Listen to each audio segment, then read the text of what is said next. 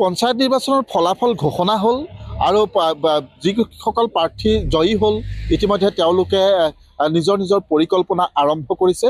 কিন্তু পঞ্চায়তৰ নিৰ্বাচনৰ যি সামৰণি পৰিল যদিও কিন্তু চৰ্চা আজিও অব্যাহত আছে।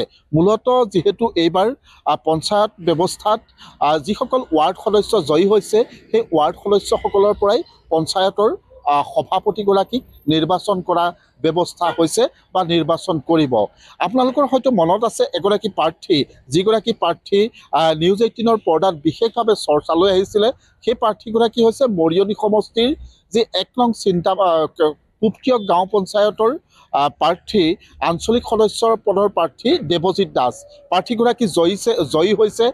যিহেতু তেওঁ এগৰাকী উচ্চ শিক্ষিত প্ৰাৰ্থী আছিল, আমি তেওঁৰ যি নিৰ্বাচনী প্ৰচাৰ সেই প্ৰচাৰ দেখুৱাইছিলোঁ কেনেধৰণে আচলতে তেওঁ জাতীয় সাজ পৰিধান কৰি গাঁৱৰ খাটি খোৱা ৰাইজৰ লগত বিভিন্ন ধৰণৰ আচলতে আলাপ কৰি বা নাচ গানৰ মাজেৰে তেওঁ নিৰ্বাচনী প্ৰচাৰ চলাইছিল আৰু সমান্তৰালকৈ তেওঁ সেই আচলতে খাটি খোৱা ৰাইজৰ যিসমূহ দুখ দুৰ্দশা সেই দুখ দুৰ্দশাখিনিৰ সমভাগী হোৱাৰ চেষ্টা কৰিছিল। আৰু সেই প্ৰাৰ্থীগৰাকী পেছাত এগৰাকী তেওঁ মাছ ব্যৱসায়ী আৰু সেই মাছ ব্যৱসায়ৰ যিখন তেওঁৰ প্ৰতিষ্ঠান সেই প্ৰতিষ্ঠানত হয়তো আৰু কেইদিনমানৰ পিছত আৰু তেওঁক দেখিবলৈ পোৱা নাযাব। কিন্তু আজিৰ তাৰিখত দেখিছোঁ তেওঁ ইতিমধ্যে মাছৰ যি আচলতে ব্যৱসায় সেই ব্যৱসায়তে জড়িত হৈ আছে। প্ৰথমতে অভিনন্দন জনাইছোঁ এখেত দেৱজিৎ দাস।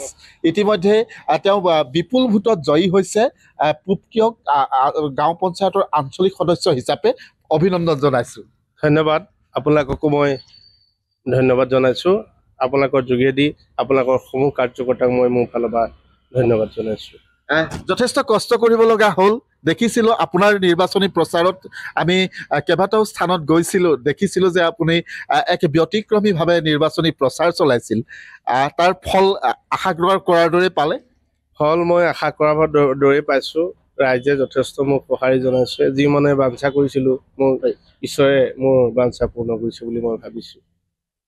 এই দোকানত আৰু এই মাছৰ ব্যৱসায়ৰ লগত আপুনি জড়িত হৈ আছিলে, এতিয়া গৰাকীবিহীন হ'ব নেকি এই ব্যৱসায়? নাই, মোৰ হৈছে ৰাজনীতিটো হৈছে এটা নিচা, কিন্তু মোৰ এটা পেছাগত ব্যৱসায়। মই আজি প্ৰায় 16 বছৰ ধৰি জগদোৱাত মই ব্যৱসায় কৰি আছোঁ। মই ব্যৱসায়টোৰ পৰা কেতিয়াও আঁতৰি নাযাম বুলি ভাবোঁ। তাৰ মাজে মাজে ৰাইজক মই যিমান পাৰোঁ সহায় সহযোগিতা আগবঢ়াম, ৰাইজৰ লগত থাকিম বুলি মই নিজে চিন্তা কৰি আছোঁ। ব্যৱসায়ত অসুবিধা নহ'ব? ব্যৱসায়ত মোৰ অসুবিধা নহয়। ইতিমধ্যে মোৰ দোকানত 3জন কৰ্মচাৰী, মই আগত 2জন আছিলে, আকৌ এজন নতুনকৈ ৰাখিছোঁ। মাজে মাজে আহি মই তেওঁ ৰাইজৰ ৰাজহুৱা কামৰ মাজতে আহি ব্যৱসায়টো অকণমান সময় দিম।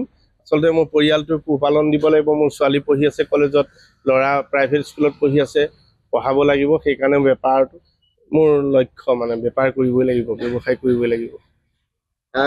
এই ব্যৱসায় যিহেতু আপোনাৰ জীৱিকা ইতিমধ্যে কৈছেই, আজিও দেখিছোঁ আপুনি ব্যৱসায়ত জড়িত হৈ আছে। হয়, ব্যৱসায়ৰ যোগেদি মই নিজে প্ৰতিষ্ঠিত হৈছোঁ আৰু মোৰ এই ব্যৱসায়টোৰ যোগেদিয়ে মই সংস্কৃতিৰ যোগেদিয়ে আচলতে মানুহৰ মাজত যাব পাৰিছোঁ।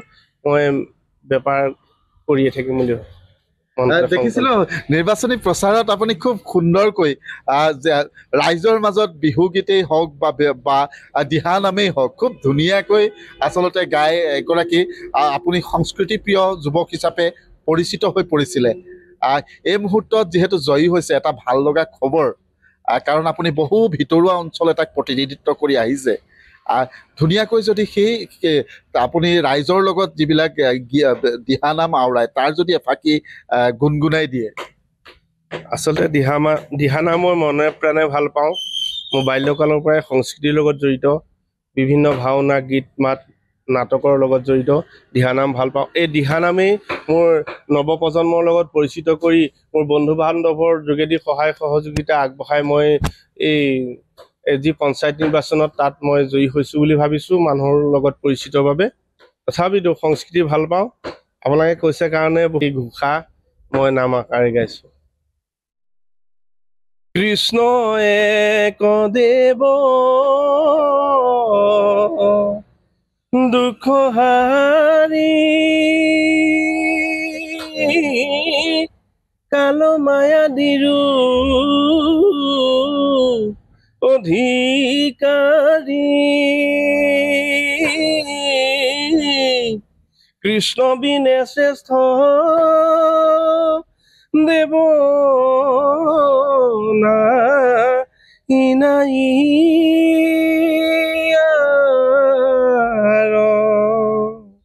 ধন্যবাদ জনাইছোঁ, খুব সুন্দৰ। যিহেতু এটা কথা জানিব লাগিব, যিহেতু আঞ্চলিক পঞ্চায়তৰ যি আচলতে যি সভাপতি, আঞ্চলিক পঞ্চায়তৰ সভাপতিৰ আসনখনৰ দৌৰত আপুনিও আছে নেকি? ভাবিছোঁ যদি দলে দায়িত্ব দিয়ে বা ৰাইজৰ আশীৰ্বাদ আছে, ভগৱন্তৰ আশীৰ্বাদ আছে, যদি ৰাইজে দায়িত্ব দিয়ে আমি নিষ্ঠা সহকাৰে যিমান পাৰোঁ কাম কৰি যাবলৈ চেষ্টা কৰিম বুলি ভাবিছোঁ। বহু সমস্যা আছে, আপোনাৰ এলেকাত বহু সমস্যা আছে। এতিয়া জিকাৰ পিছত আপুনি প্ৰথম কামটো কোনটো কৰিব লাগে বুলি আজিৰ তাৰিখত মনত বান্ধি লৈছে? মই প্ৰথম কাম হিচাপে লৈছোঁ যাতায়াতৰ ব্যৱস্থা। কাৰণ আমি এটি দ অঞ্চলত বাস কৰোঁ। সেই দ অঞ্চলটোৰ ছাত্ৰ ছাত্ৰীসকলক বৰষুণ দিলে ৰাস্তা একাঠো বোকা হয়, তেওঁলোক স্কুললৈ বিভিন্ন শিক্ষালয় উচ্চ শিক্ষা ল'বলৈ যাবলৈ অসুবিধা হয়। সেইকাৰণে মই প্ৰথম ৰাস্তা পদূলিতে মনোনিৱেশ কৰিম বুলি মই ভাবি আছোঁ। গুৰুত্বপূৰ্ণ কথা, ধন্যবাদ জনাইছোঁ, পুনৰ অভিনন্দন জনাইছোঁ। মই অকণমান দেখুৱাইছোঁ যে এইখন এই যি মাছৰ গাদী দেখিছে, এইখনেই হৈছে দেৱজিৎ দাসৰ আজিৰ তাৰিখলৈকে জীৱন জীৱিকাৰ একমাত্ৰ সম্বল। আৰু ইয়াৰ পৰাই তেওঁ আচলতে কঠোৰ পৰিশ্ৰমৰ মাজেৰে তেওঁ ৰাইজৰ কাম কৰি গৈছিল। আৰু শেহতীয়াকৈ যি পঞ্চায়ত নিৰ্বাচনৰ ফলাফল ঘোষণা কৰিলে যোৱা 11 মে'ত, আৰু সেই তাতে তেওঁ বিপুল ভোটত তেওঁ জয়ী হৈছে আঞ্চলিক সদস্য হিচাপে। আৰু আজিৰ তাৰিখত যদি কোৱা হয়, মৰিয়নি সমষ্টিৰ যি কলিয়াপানী উন্নয়ন খণ্ড, এই উন্নয়ন খণ্ডটোৰ অধীনৰ যি আচলতে বামুণপুখুৰী জিলা পৰিষদ আৰু বলমা জিলা পৰিষদৰ যিসমূহ পঞ্চায়তৰ পৰা আঞ্চলিক সদস্য জয়ী হৈ আহিছে, তাৰ ভিতৰত কিন্তু অন্যতম আজিৰ তাৰিখত চৰ্চিত নাম হৈছে দেৱজিৎ দাস। আচলতে আঞ্চলিক পঞ্চায়তৰ যি গুৰুত্বপূৰ্ণ আসনখনৰ কাৰণে কিন্তু আজিৰ তাৰিখত দেৱজিৎ দাসৰ নাম কিন্তু চৰ্চিত হৈ আছে, এক প্ৰকাৰ চৰ্চাত আছে। আপুনি বিচৰা বাতৰি পাব কেৱল নিউজ 18 এপত। নিউজ 18 এপ ডাউনলোড কৰিবলৈ স্কেন কৰক এই QR কোড। গুগল প্লে ষ্টৰতো পাব এই নিউজ 18 এপ।